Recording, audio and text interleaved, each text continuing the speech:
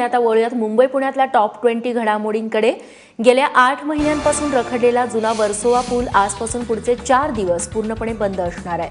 14 ते 17 मे या 4 दिवसांसाठी पुलावरील वाहतूक बंद ठेवण्यात आली आहे। या पुलाला तडे गेल्याचं काही महिन्यांपूर्वी निदर्शनास आलं होतं। त्यानंतर देखील सप्टेंबरपासून या पुलावरून वाहतूक सुरूच होती, म्हणून पुलावरून अवजड वाहनांची वाहतूक पूर्णतः बंद करून केवळ हलक्या वाहनांसाठीच पूल खुला ठेवण्यात आला होता। त्यामुळे वाहन चालकांना तासनतास वाहतूक कोंडीला तोंडही द्यावं लागत होतं। गुजरातच्या दिशेने होणारी वाहतूक घोडबंदर मार्गे आता वळवण्यात येणार आहे, त्यामुळे ठाणेकरांनी चांगलाच धसका घेतलाय। यंदाच्या पावसाळ्यातही मुंबईकर खड्ड्यातच जातील अशी दाट शक्यता आहे, कारण केवळ शिवसेना भाजपच्या वादामुळेच मुंबईत जागोजागी सुरू असणारे रस्त्यांची कामं ठप्प पडली आहेत। ठप्प झालेला खडीचा पुरवठा हे रस्त्यांची कामं थांबण्यामागचं महत्त्वाचं कारण आहे, कारण खडी कोण देणार यावरूनच शिवसेना आणि भाजपत खडीफेक सुरू आहे। मात्र या सगळ्यात शेकडो ठिकाणी खोदून ठेवलेले खड्डे, अपूर्ण रस्ते यातली धूळ मुंबईकरांना हैराण करतेय।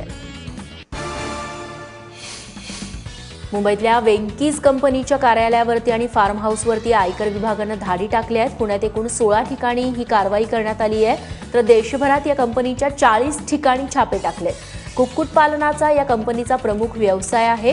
कर चुकवण्याच्या संशयावरून आयकर विभागानं आता ही कारवाई केली आहे।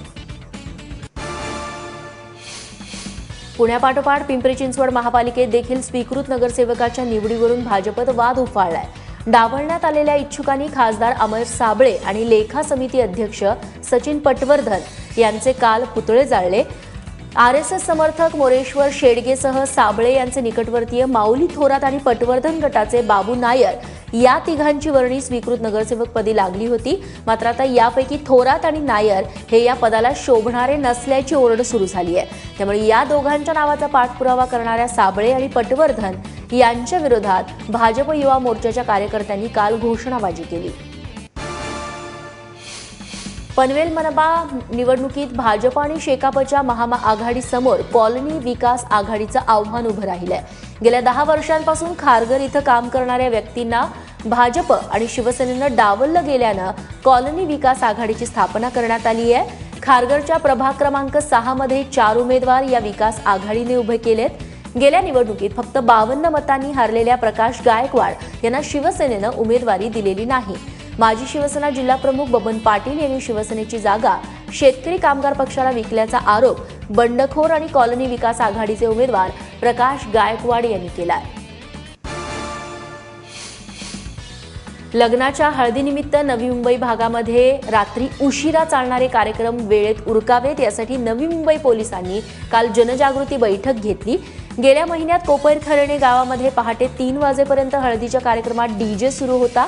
यावरून पोलीस आणि नवरदेवाच्या नातलगांमध्ये मारहाणही झालेली होती।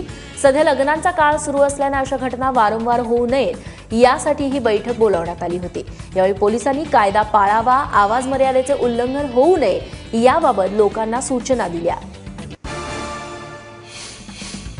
राज्यातली स्वच्छतेच्या बाबतीत पहिल्या क्रमांकावरती असलेली अंबरनाथ नगर परिषद विकास कामांच्या बाबतीत मात्र शेवटून पहिल्या नंबरवर आहे। 150 कोटी रुपये खर्चून बांधलेले शहरातले रस्ते काही वर्षातच खराब झाले। जी अवस्था रस्त्यांची तीच गटारांची झाली आहे। शहरातले सगळे ठेके नगरसेवक किंवा सत्ताधारी पक्षातले लोकच घेत असल्यानं सगळ्याच कामात भ्रष्टाचार झालेला दिसून येतोय। रेल्वे स्थानकाच्या दोन्ही बाजूला फेरीवाल्यांची गर्दी, बेशिस्त रिक्षा चालक, अनधिकृत पार्किंग यामुळे शहराला बकाल रूप आलंय। त्यामुळे शहराला त्याचा लौकिक पुन्हा मिळवून द्यायचा असेल तर भ्रष्टाचाराला संपवणं गरजेचं आहे अशी मागणी इथल्या लोकांकडून करण्यात येतेय। कर्नाटकात मुंबई हैदराबाद महामार्गावरती कार आणि ट्रकचा भीषण अपघात झालाय। या अपघातात 5 जणांना जीव गमवावा लागलाय। हे सगळे मुंबईचे रहिवासी होते। हा अपघात इतका भयानक होता की दोन्ही गाड्यांचा चक्काचूर झाला। कर्नाटकातल्या बसव कल्याणजवळ हा अपघात घडलाय।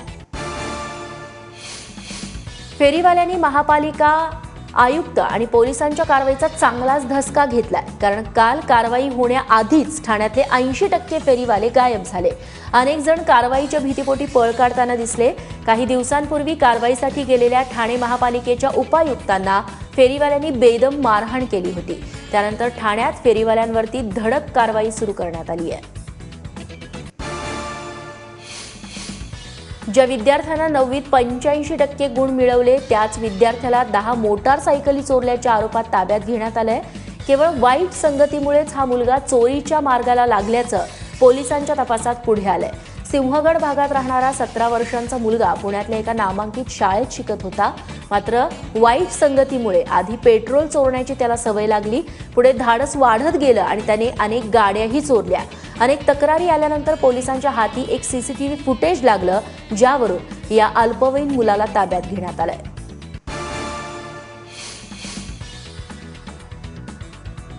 लग्नाच्या 5व्याच दिवशी विवाहितेची निर्घृण हत्या केल्याची घटना वरळी इथं घडलेली आहे। नवविवाहितेच्या चारित्र्यावरती संशय आणि भांडण या 2 कारणातून ही हत्या झाल्याची माहिती पोलिसांनी दिली आहे। या प्रकरणी पती, सासू-सासरे आणि पतीचा मित्र अशा 4 जणांना अटक करण्यात आली आहे। 4 मे रोजी नवविवाहितेची आधी गळा दाबून आणि नंतर शरीराचे तुकडे करून हत्या झाल्याची माहिती आहे। लग्नाच्या 5व्याच दिवशी विवाहितेची निर्घृण हत्या केल्याची घटना वरळी इथं घडली आहे। नवविवाहितेच्या चारित्र्यावरती संशय आणि भांडण या 2 कारणातून ही हत्या झाल्याची माहिती पोलिसांनी दिली आहे। या प्रकरणी पती, सासू-सासरे आणि पतीचा मित्र अशा 4 जणांना अटक करण्यात आली आहे। पुण्यातल्या ज्योतिर्विद्या परिसंस्थेच्या वतीनं काल अनेकांनी बिनसावलीचा दिवस अर्थात झिरो शॅडो डेचा अनुभव घेतला। सुट्ट्या असल्यानं अनेक लहान मुलं देखील या कार्यक्रमामध्ये सहभागी झाले। सूर्य, पृथ्वीचा मध्य आणि ठराविक भाग हे एकाच रेषेत येतात, त्यावेळी सूर्य बरोबर आपल्या डोक्यावरती जातो, त्यामुळे आपली सावली आपल्या पायाखालीच पडत असल्यानं ती काही क्षण गायब होते। याच घटनेला खगोलशास्त्रीय भाषेत झिरो शॅडो डे असं म्हटलं जातं।